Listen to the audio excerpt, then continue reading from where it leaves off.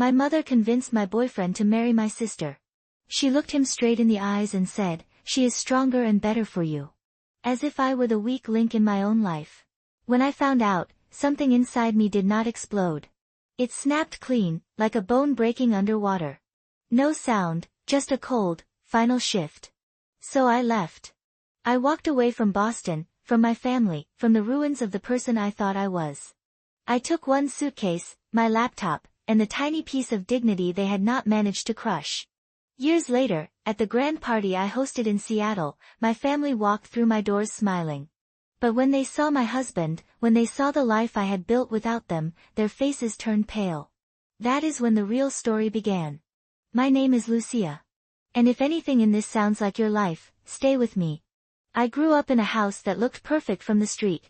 White pillars, trimmed hedges, those warm yellow windows that made people driving by think, what a lovely family. Inside, it felt more like a stage. My mother, Helena, curated every detail. Her hair, her outfits, the flowers in the entryway, the way we stood in photos.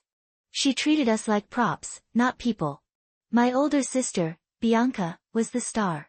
She did not even have to try. She walked into a room and conversations leaned toward her. Teachers lived for her comments. Aunts and uncles said things like, "She is going places," with that proud glow in their eyes.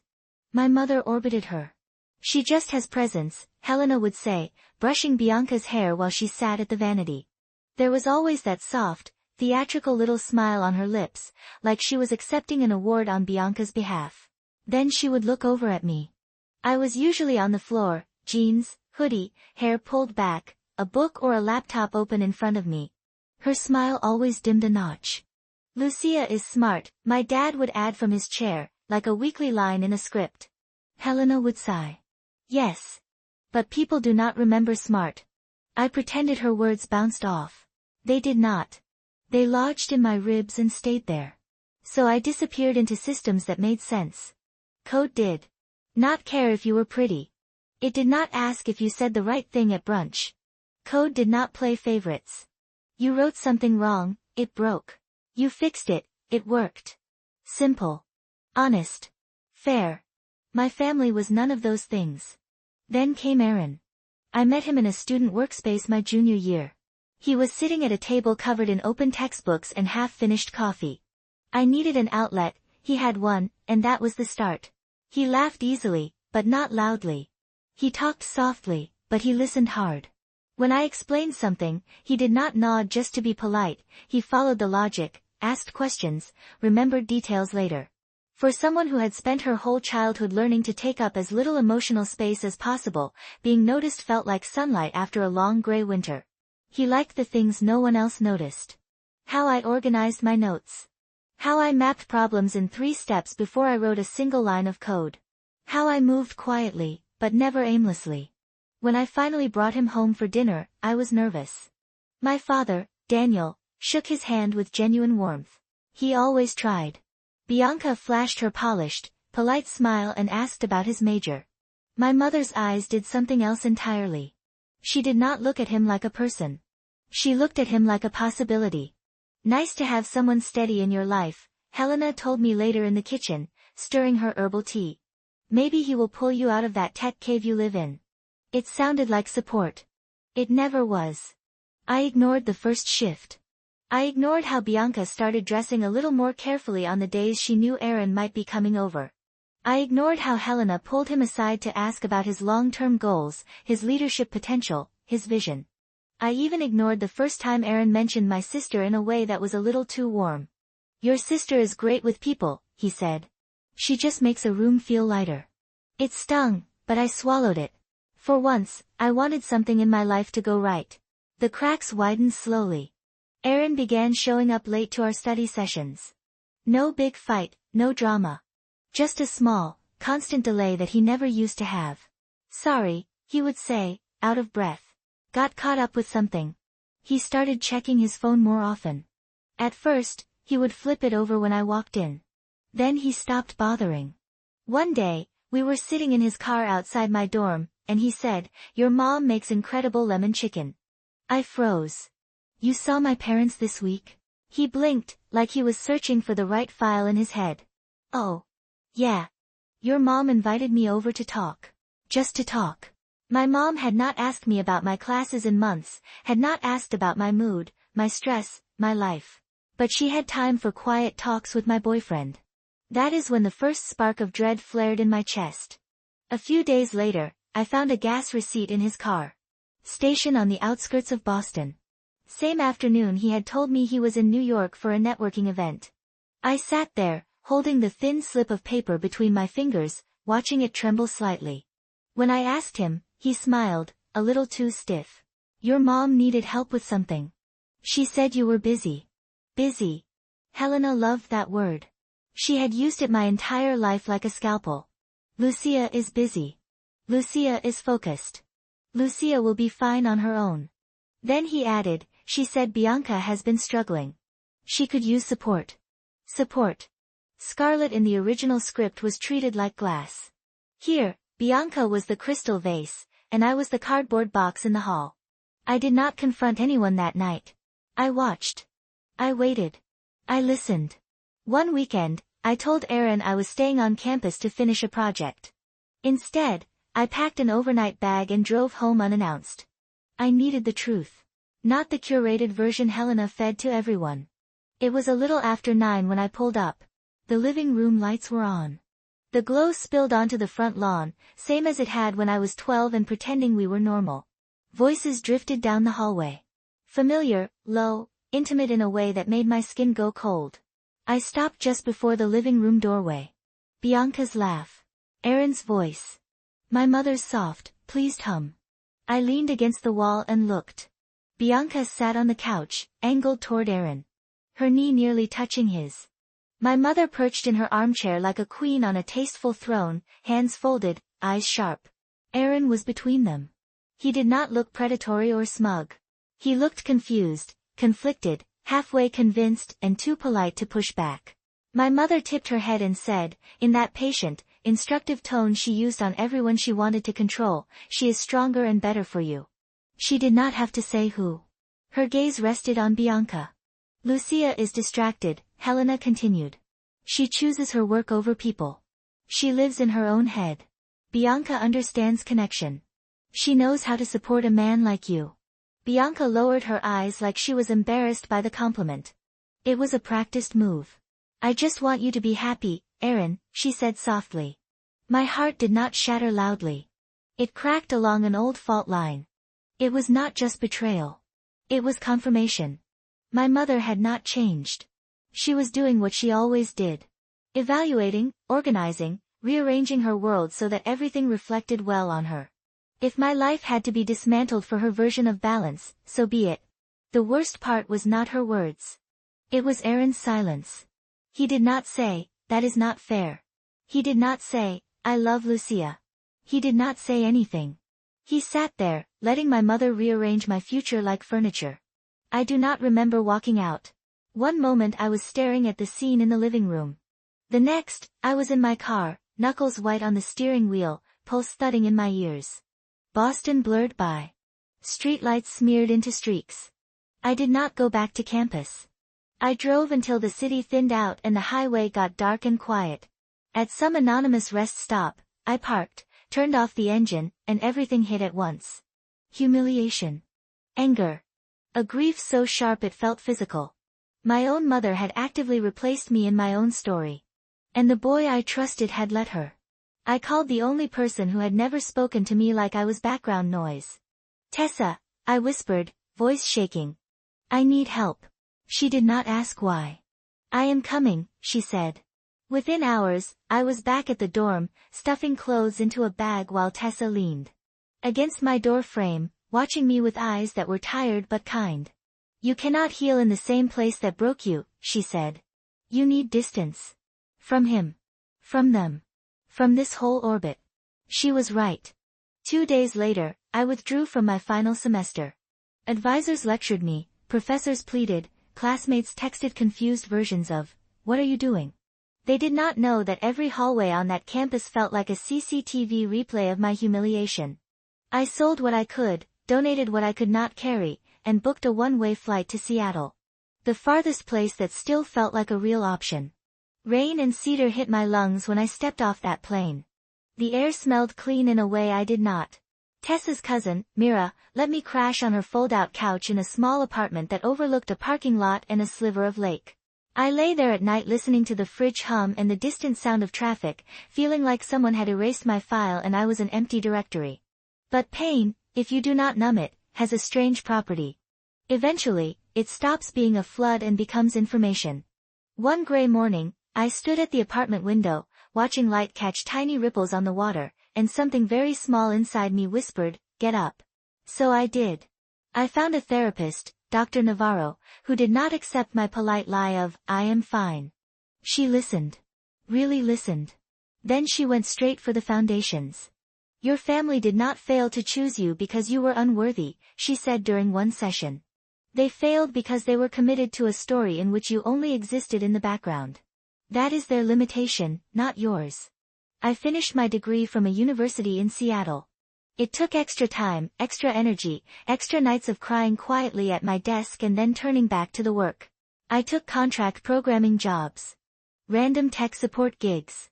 Short-term projects for small companies that could not afford full teams. Slowly, I built routines. A circle of friends that had never heard Helena's voice. A new favorite coffee shop where no one knew my history. I rebuilt my life piece by piece, honestly this time. No performances. No trying to win someone's approval by shrinking. By the time I met Adrian, I was not looking for anyone. He was a friend of a client, there to discuss a partnership. Calm, observant, the kind of man who watched the room before he spoke. He saw the code I had written and understood it. He saw the company I was quietly building with a few other developers, and he did not treat it like a hobby. He treated it like what it was, something real, something sharp, something valuable. We built a business together first. Then, slowly, we built something else. He did not rescue me. That is important. He stood next to me, steady, and said, "I see how hard you have fought to build yourself. I would be honored to be part of that, if you want me here."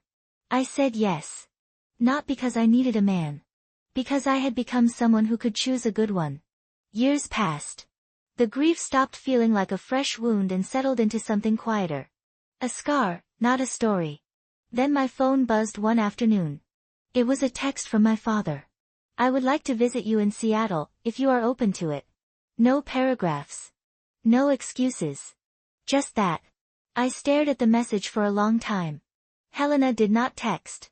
Bianca did not call. Aaron was a ghost from another life. But my father had always been the quiet one, the man who saw more than he said and chose peace over conflict, even when it cost me. After 3 days, I wrote back. "You can visit. For a weekend." He must have told them. Because a month later, they arrived together. The car pulled into the driveway of the house Adrian and I had bought on a small lake outside Seattle. Glass, wood, clean lines, everything I had dreamed of when I used to sketch imaginary houses in the margins of my math notes. The first person out of the car was Helena. Of course. She stepped onto the driveway like she was walking onto a stage.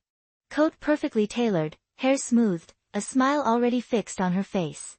Bianca followed in oversized sunglasses, coat cinched at the waist, posture immaculate.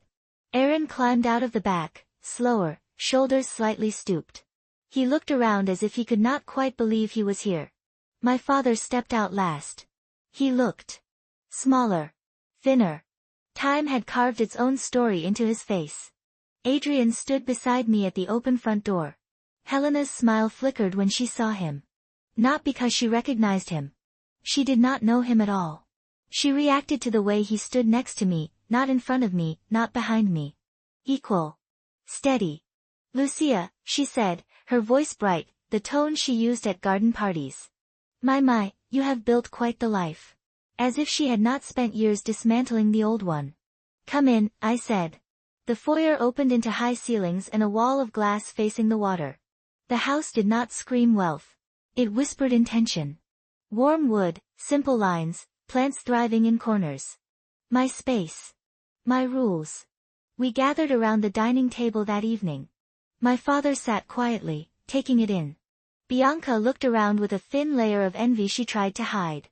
Aaron kept his eyes mostly on his plate. Helena narrated the room. The light in here is incredible, she said. Very open. Very curated. Adrian listened politely. Then he asked the one question that shifted everything. So, he said with an easy calm, when was the last time all of you were in the same room together? Helena barely missed a beat. The engagement party, of course, she said. My fork paused halfway to my mouth. Bianca's hand tightened around her glass. Aaron's throat bobbed as he swallowed too quickly. Adrian nodded. That must have been difficult for Lucia, he said. The air in the room changed. It went dense. Helena's smile thinned. Well, she said. Lucia was not emotionally prepared for that season of life. A season. Like we were talking about bad weather. I opened my mouth, but Bianca beat me to it. Mom, stop, she said quietly. Helena's head snapped toward her. Excuse me. Bianca set her fork down carefully. Her hands shook just enough to notice. We are not doing this, she said. Not here, not like this. My mother's voice dropped. Bianca, that is enough. No, Bianca said, louder this time. You need to hear this.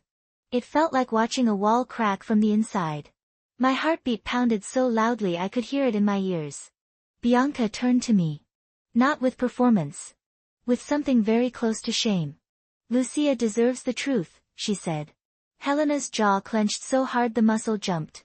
Mom did not just talk to Aaron, Bianca continued. She called him. A lot. She told him you were distracted. That you were not serious about a future with him. My stomach dropped. Bianca swallowed. She also told him you were talking to someone else at school. That you were planning to leave him. Air left my lungs in a rush. I started. I know, she said quickly. I know you did not. Aaron's face flushed a deep, ugly red. Bianca, he muttered. She held up a hand without looking at him. I am not finished. Helena's voice snapped like a whip. Bianca, you will stop this right now. No, Adrian said quietly. She will not. Helena turned her fury on him, but he did not even blink. Bianca looked at me again. Tears had gathered at the edges of her eyes. She used your old tablet, Bianca said. She had me send messages from it so they would look like they came from you. I stared at her. You sent them. She nodded, tears spilling over now. I was stupid, she whispered. She told me you would be fine. That you did not really love him. That I needed him more. I believed her. Under the table, Adrian's hand found mine and squeezed. It felt like an anchor. And Aaron? I asked, my voice rough. He finally lifted his eyes. They were wet and full of something I did not want to name. I was a coward, he said. I trusted her. I thought your mother knew you better than I did. When she said you were pulling away, that you had other options, I believed her. I never asked you. I should have. My father, who had been silent, set his glass down. Helena, he said slowly, is this true? She exhaled sharply. I protected my daughters, she said. I did what any mother would do. No, I said quietly. You did what protected your own image. You did what made Bianca look better. You did what kept me small. Her lips parted, but no words came out. Bianca wiped her cheeks with the back of her hand. It is not just that, she said softly. She told Aaron his career would be stronger with someone more polished. Someone better for networking. Useful for networking. That was all. I had been in her head. A set of bullet points she did not like. My father looked gutted. How could you, he whispered.